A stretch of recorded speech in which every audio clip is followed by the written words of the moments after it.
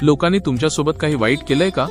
स्वामींचं हे एक वाक्य नीट ऐका, तुमचं मन नक्की शांत करेल। एका दिवशी एक भक्त खूप दुःखी होऊन माझ्यासमोर बसला। त्याच्या डोळ्यात पाणी होतं। तो मनात म्हणत होता, स्वामी, मी लोकांसाठी इतकं चांगलं केलं, पण त्यांनी माझ्याशी वाईटच केलं। माझं मन खूप दुखावलं आहे। मी शांतपणे त्याच्याकडे पाहिलं आणि हळू आवाजात म्हणालो, जर तुला आनंदाने जगायचं असेल ना, तर 2 गोष्टी विसरायला शिक।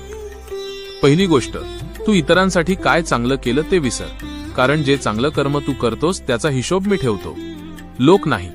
आणि दुसरी गोष्ट, इतरांनी तुझ्याशी काय वाईट केलं तेही विसर, कारण जर तू ते मनात ठेवशील तर तुझं मनच जड होईल। मी त्याला पुढे सांगितलं, बाळा, या जगात प्रत्येक माणूस तुझ्या मनासारखा वागेलच असं नाही, पण तू तुझं चांगुलपण कधी सोडू नकोस।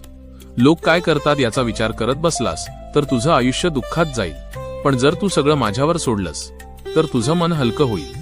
तो भक्त माझे शब्द ऐकून शांत झाला। त्याच्या डोळ्यातलं दुःख हळूहळू कमी झालं। मी शेवटी त्याला एवढंच सांगितलं, तू फक्त चांगलं करत राहा आणि बाकी सगळं माझ्यावर सोड, कारण माझ्या भक्ताच्या प्रत्येक अश्रूचा आणि प्रत्येक चांगल्या कर्माचा हिशोब मी ठेवतो।